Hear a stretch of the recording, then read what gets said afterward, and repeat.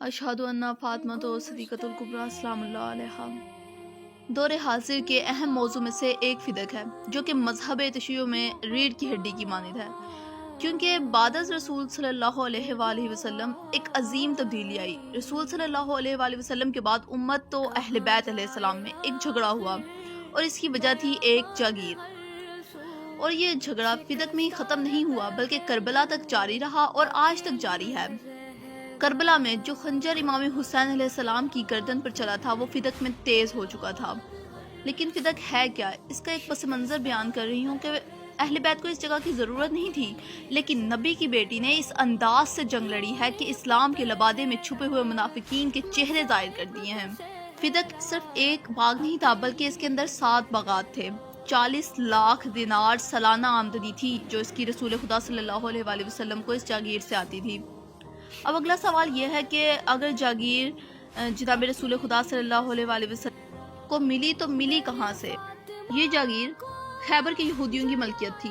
جب رسول خدا صلی اللہ علیہ وآلہ وسلم نے حضرت علی علیہ السلام کے ذریعے سے خیبر فتح کیا اور قلعہ کموش پہ اسلام کا پرچم بلند کیا، تو خیبر کے یہودیوں نے اپنی شکست کا بدلہ لینے کے لیے جب بھی اس جاگیر سے باغ فدق والی جگہ سے کوئی بھی قافلہ گزرتا تھا، تو وہ ادھر سے مسلمانوں کو چن چن کے علیحدہ کر لیتے تھے، قافلے کو روک لیتے تھے اور مسلمانوں کو چن کر علیحدہ کر دیتے تھے اور انہیں قتل کر دیتے تھے۔ یہ خبر مدینے پہنچی رسول خدا صلی اللہ علیہ وآلہ وسلم کے پاس۔ رسول خدا صلی اللہ علیہ وآلہ وسلم نے دوبارہ حضرت علی علیہ السلام کو خیبر میں بھیجا۔ علی علیہ السلام ایک بار خیبر میں نہیں آئے، بلکہ 2 بار خیبر میں آئے ہیں۔ دوسری بار جب حضرت علی علیہ السلام خیبر میں آئے تو یہودیوں کے علماء کو، حمایتیوں کو، جوانوں کو، بزرگوں کو، تمام لوگوں کو اکٹھا کیا اور مولا نے ایک خطبہ دیا۔ مولا نے کہا کہ دیکھو، اگر تم مرحب کے قتل کا بدلہ مسلمانوں کو قتل کر کے لے رہے ہو، تو میں علی آج تمہارے سامنے اس لیے آیا ہوں کہ مرحب کو مارا ہے میں نے۔ اگر تم بدلہ لینا چاہتے ہو تو آؤ اور مجھ سے بدلہ لو، اگر تم جنگ کرنا چاہتے ہو تو میں علی حاضر ہوں، لیکن یہ سوچ کے آنا کہ ہاتھ بھی وہی ہیں اور تلوار بھی وہی ہے۔ آج بھی اگر جنگ کرنی ہے تو ہاتھ بھی وہی ہے اور تلوار بھی وہی ہے۔ میں علی تم سے لڑنے کے لیے تیار ہوں، لیکن یاد رہے آج میں مجاہد بن کے نہیں، آج میں جنگ کرنے نہیں، بلکہ ایک مبلغ بن کے آیا ہوں، رسول صلی اللہ علیہ وآلہ وسلم کی طرف سے قاصد بن کے آیا ہوں۔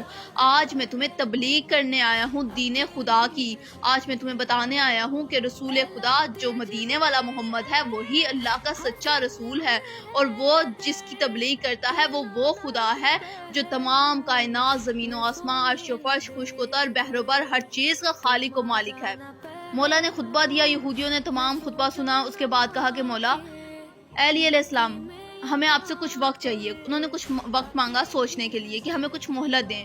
مہلت ملی، اس میں انہوں نے سوچا، سوچنے کے بعد انہوں نے علی علیہ السلام کو جواب دیا کہ جو کچھ ہو چکا سو ہو چکا، ہم آئندہ مسلمانوں کو قتل نہیں کریں گے، اور جو اب تک مسلمانوں کو قتل کیا ہے نا، ہم اس کا معافی کے ساتھ فدیہ دینا چاہتے ہیں، اور ہمارے جتنے سکنی مکانات ہیں، یعنی جن میں ہم رہتے ہیں، جہاں ہمارا رہن سہن ہے، اس کے علاوہ فدق میں ہماری جتنی بھی جاگیر ہے، باغات ہیں، وہ سب ہم مسلمانوں کے رسول کو تحفتاً دیتے ہیں، مسلمانوں کے رسول کو ہدیہ کرتے ہیں، مسلمانوں کو نہیں بلکہ مسلمانوں کے رسول کو دیتے ہیں۔ مولا نے ان سے ایک معاہدہ لکھوایا، دستخط کروائے، اپنے دستخط کیے، اور مولا مدینے میں آ گئے، رسول کی بارگاہ میں پہنچے، سلام کیا، یا رسول اللہ مبارک ہو، معافی بھی مانگی ہے وہاں کے یہودیوں نے، اور جاگیر بھی لکھ کے دے دی ہے۔ یہ تھی جاگیر فدق، باغ فدق کا پس منظر۔ اب یہاں پر ایک سوال پیدا ہوتا ہے کہ اگر فدق مسلمانوں کا حق تھا اور خالی صرف رسول خدا کا حق نہ تھا، تو خیبر کا معاملہ ہوا ہے، خیبر کی جنگ ہوئی ہے 7 ہجری میں، اور رسول خدا کی رحلت ہوئی ہے 11 ہجری میں۔ 4 سال تک فدق کا باغ رسول خدا صلی اللہ علیہ وآلہ وسلم کے پاس رہا، تو کیوں مسلمانوں نے مانگا نہیں، اور کیوں رسول خدا نے دیا نہیں؟ رسول خدا وہ ہستی ہیں کہ جب بھی کوئی جنگ ہوتی تھی تو رسول خدا راتوں تک وہ سامان، اسباب جنگ جو مہیا ہوتے تھے، جو جنگوں سے لوٹے جاتے تھے، تو رسول خدا جس چیز کا جو حق ملتا تھا وہ سب کے گھروں میں پہنچاتے تھے۔ ایک صاحب نے کہا کہ آپ اتنی رات ہو گئی ہے، آپ آج نہ پہنچائیں، کل پہنچا دیجیے گا۔ تو انہوں نے کہا کہ تم میں سے کوئی بھی مجھے اس چیز کی ضمانت دے سکتا ہے کہ میں رسول کل تک زندہ رہوں گا؟ انہوں نے کہا نہیں یا رسول اللہ، آپ کا ہی فرمان ہے کہ جو لقمہ انسان اپنے منہ میں ڈالتا ہے اسے اتنا نہیں معلوم کہ یہ اس کے حلق سے نیچے بھی اتر سکتا ہے یا نہیں۔ تو رسول خدا نے فرمایا کہ ہاں بس، جب یہ بات ہے تو پھر تم لوگ مجھے کیسے منع کر سکتے ہو؟ وہ رسول جو راتوں کو جا کے لوگوں کا حق دے، وہ 4 سال تک کسی کو اس کا حق